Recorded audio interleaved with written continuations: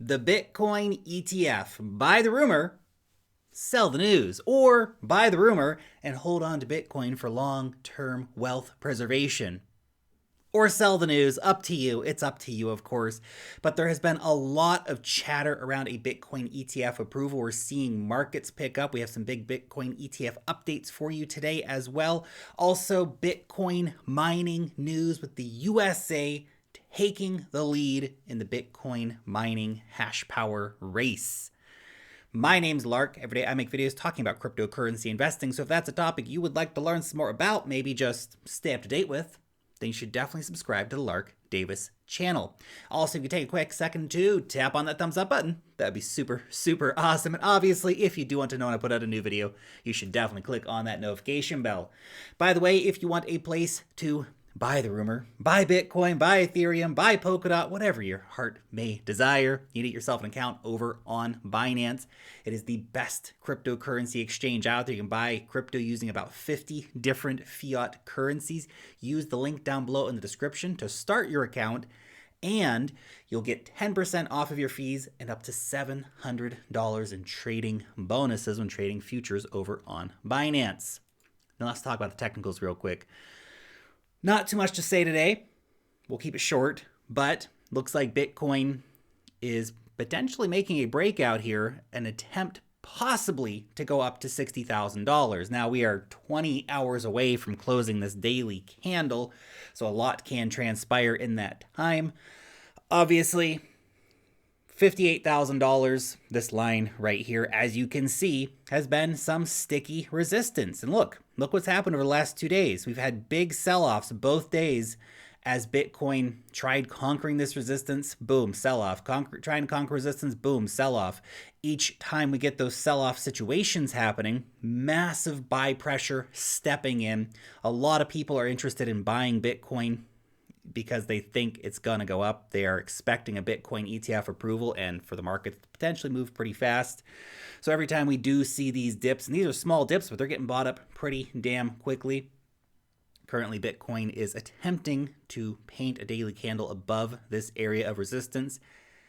If we do get this right here, then $60,000 is only a short hop, skip, and jump away.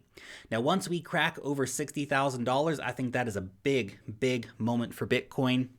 I think we're going to see a lot of commitment from the market. We're going to see a lot of people jumping in and longing Bitcoin at that point. We're going to see a lot of spot buying at that point because once we hit $60,000, we're just getting a new all-time high. It's going to come like that. It's going to come like that. It can be so, so quick. We're so close right now. I mean, just for perspective here, let's go out to the weekly just to make this a bit more apparent. Look at how close we are right now to getting a new all-time high for Bitcoin. We're literally just a few $1,000s away. The all-time high here, of course, $65,000. Just put that on there. 10%. 10%. We're 10% down. Bitcoin can do that in a single freaking candle. You realize that, right? A single daily candle can knock out a 10% move for Bitcoin. And when we get that Bitcoin ETF approved, whether it's in 4 or 5 days, right? That's when the first Bitcoin futures ETF approval is coming up, or not. Maybe we see it happen later in the year.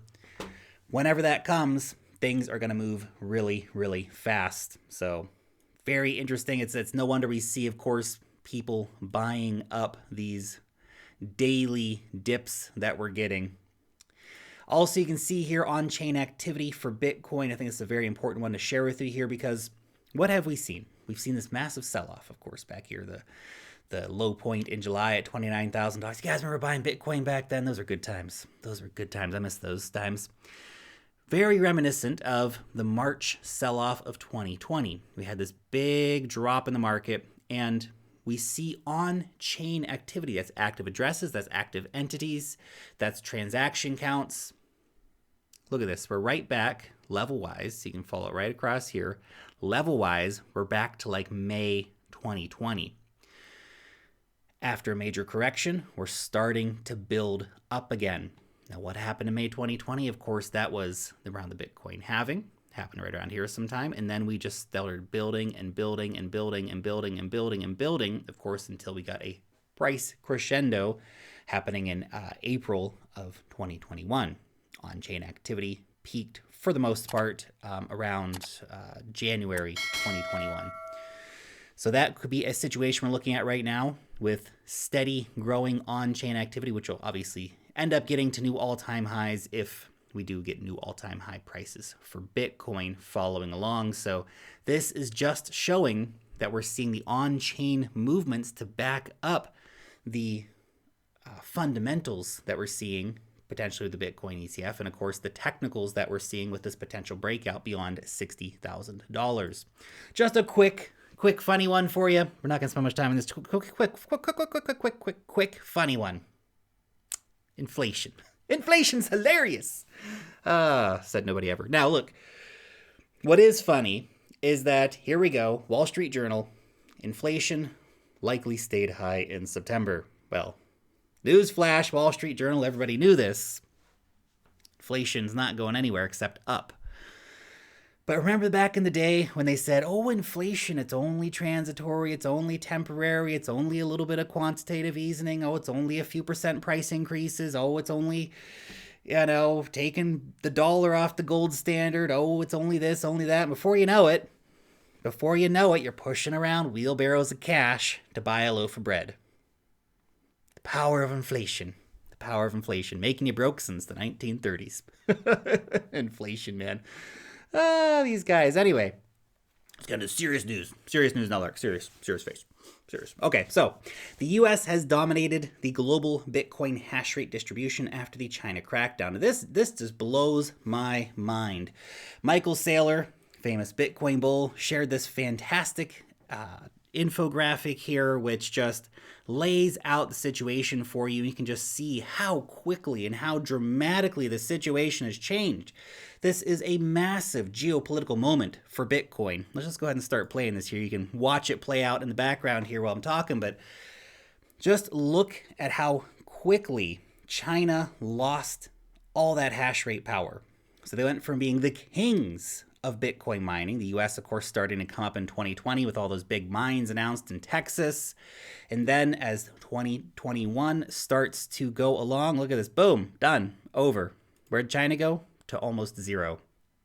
Almost all the Bitcoin miners have moved out of China now. We have the USA currently with 35% of the total hash rate.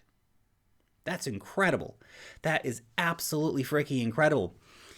No longer are we going to have to deal with the whole, Bitcoin's China coin narrative that some people were trying to push to disparage Bitcoin. And yes, of course, now the conversation will flip around to, but Bitcoin's using up all this energy in Texas that should be used somewhere else. Sure. Bitcoin uses a lot of energy. That's news to nobody. We all know Bitcoin uses truckloads of energy. Depends on what kind of energy it uses. Now, in Texas, where most of the U.S. mega mines have been going, it's powered by solar and primarily powered by wind.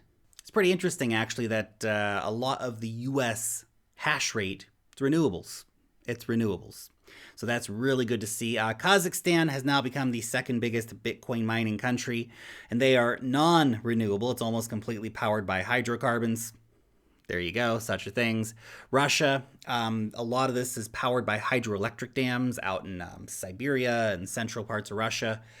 So that's helping our renewable narrative for Bitcoin. Canada as well is going to be almost strictly renewables for Bitcoin mining. I remember seeing a report that just the province of Quebec alone, just Quebec, could power the entire Bitcoin network with, its current energy requirements. Obviously, it's only around 10% of the total. A lot of that will be in Quebec, but that's again a lot of renewables there. Ireland slowly sneaking up here. That's kind of cool. Malaysia, Germany, Iran 3%, which again is almost strictly burning oil to mine Bitcoin.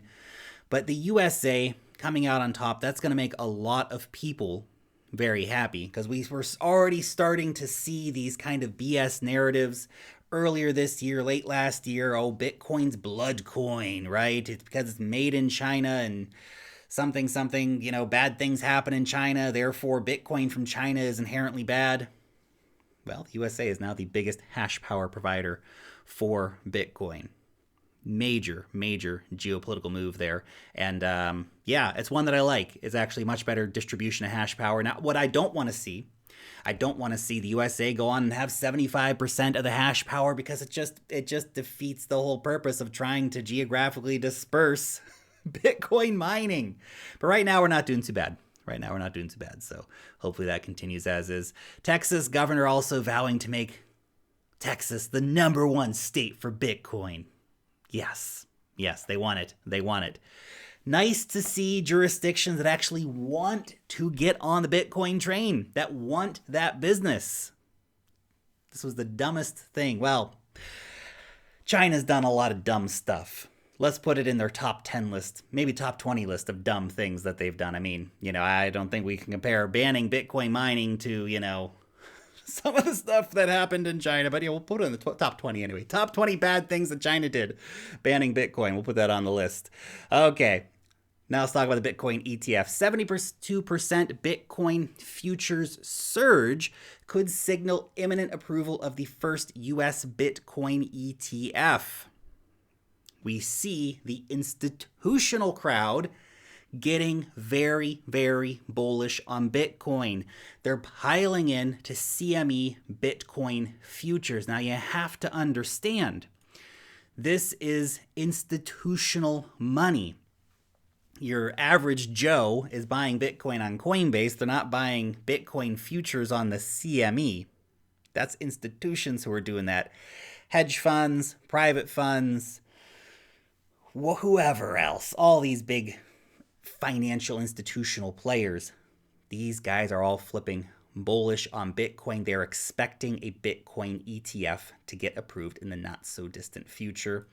Now, here is some very important updates for you regarding a potential Bitcoin ETF approval in the next few days. Remember, we have our next deadline coming up on the 18th. That's early next week. It could happen real quick, guys. So Eric, he's a senior ETF analyst for Bloomberg. He said Valkyrie just updated their Bitcoin futures ETF prospectus, which typically only happens when the ducks are in a row and ready for launch. They added their ticker, BTF, although no fee still. Can't say this is a done deal type evidence, but it's a good sign in my opinion. This is what this guy does. This guy analyzes ETFs. This guy understands that when we see these things happening, it is the final steps before we get an ETF approval actually happening. Now, the Valkyrie ETF, you can see here, this is their odds of getting approved and the type of ETF. So they still think it's a 2-to-1 chance that on October 18th, the ProShares Bitcoin Strategy ETF could be the first Bitcoin ETF to be approved in the United States. These are all futures ETFs. Again, we've talked about how they are an inferior product to spot Bitcoin ETFs, but that's what it's likely going to be the case. The Valkyrie Bitcoin Strategy ETF, 4-to-1 chance of getting first approved. Deadline for this is October 25th. So that's the one we were just talking about. That's the one that is doing those inner rumblings of that looks like they're about to get approved. Companies only do these particular steps when they're about to have their product approved. It's not a done deal, but it's a very interesting little bit of information here for us. Now, one thing that's very interesting about the Valkyrie Bitcoin Strategy ETF, it's futures only. You see a lot of these Bitcoin strategy ETFs, they're CME Bitcoin futures, but then they also talk about, well, maybe we're going to go to Canada and play with some of their Bitcoin ETF products as well. And the SEC doesn't like that. They only want CME futures backed Bitcoin ETFs. Now, the ProShares one seems to meet all of the requirements. They may have some trepidations. The SEC, of course, may have some trepidations about them not being 100% CME futures Bitcoin strategy. So we'll see. The guys at Bloomberg are still giving them a 2-to-1 chance of being the first one to be approved in 4 days' time. which would be dramatically crazy. It's just so soon. It would be so soon. The Valkyrie one coming a week later. We could also see the Invesco Bitcoin Strategy ETF on October 19th. Getting through here. VanEck and Galaxy also having some ones coming up soon. I reckon that what we're going to see is once we see the first one approved, we're probably going to see a quick succession of 3, 4, 5 of these being approved. Because look, these guys, we have 6 of them that will be approved potentially within a 2-week time period. Do you understand how bullish that'll be for the market? That'll be insane. That'll be totally freaking crazy. Of course, we have Bitwise, BlockFi, and ARK. ARK has put in a new Bitcoin strategy ETF application as well. So that's deadline for December 27th. Man, if we get like 4, 5, 6, if all 6 of these get approved by November 3rd, no one's bullish enough. It's going to be crazy. It'll be totally crazy. The market will go insane. Just one of these getting approved, the market will go insane. All of them getting approved, half of them getting approved. Holy cow. Holy cow. It would be nuts, guys. It would be absolutely freaking nuts. And remember, what we are going to see once these get approved, they don't start trading the very next day. They'll get approved, and then they'll get a launch date. The launch date could be a month or 2 months away. So what we're going to see right now, people are buying the rumor. Now, you might expect, well, once the approval happens, they're going to sell the news. Well, probably not, because the launch is going to be the sell the news event. Now, there might be a pump and a move back in terms of a breakout, coming back down. That might be what some people are going to call, well, they sold the news. I don't think that'll be the case. I think right now, if we get these strategy ETFs approved, it'll start off a massive, massive, crazy rally for Bitcoin.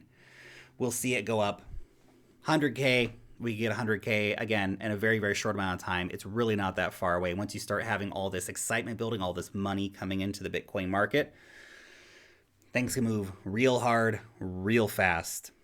And if we are going to see a sell the news event, it'll be actually on the launch date of the ETFs. That's exactly what happened when the CME futures launched back in 2017.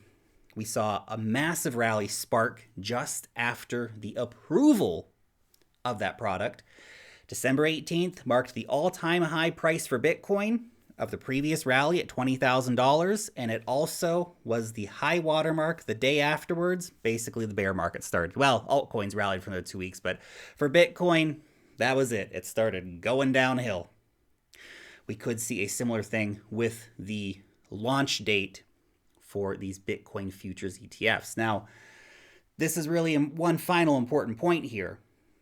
We probably will see a strong sell the news on the launch of these Bitcoin futures ETFs because these are fundamentally inferior, junky products. Yes, they will spark a market rally, in my opinion. No, it will not be a sustained rally once we have these products actually launching because every single dollar put into these Bitcoin strategy ETFs, into these CME Bitcoin futures, it's garbage money. It's garbage money because these are garbage Bitcoin contracts. They're just paper garbage. That's it. If we were getting a bunch of spot Bitcoin ETFs approved, I would say, yeah, okay, on the launch of those, there's probably going to be a bit of a sell the news effect, but it's not going to be like dramatically bad. But anyway, the launch of a spot Bitcoin ETF would be fundamentally different to these futures ETFs. It would actually be a bullish thing. It would bring a lot of Bitcoin, bring it into the equity markets. The futures are not doing that. Anyway, your question for today. Do you think that we are going to see a Bitcoin ETF approved in 4 days' time? Or no, it's just not happening. It's all just a bit of whatever, and we're not going to see any Bitcoin ETFs approved for a very long time. Let me know down below in the comment section. Thanks so much for watching today's video, and peace out till next time.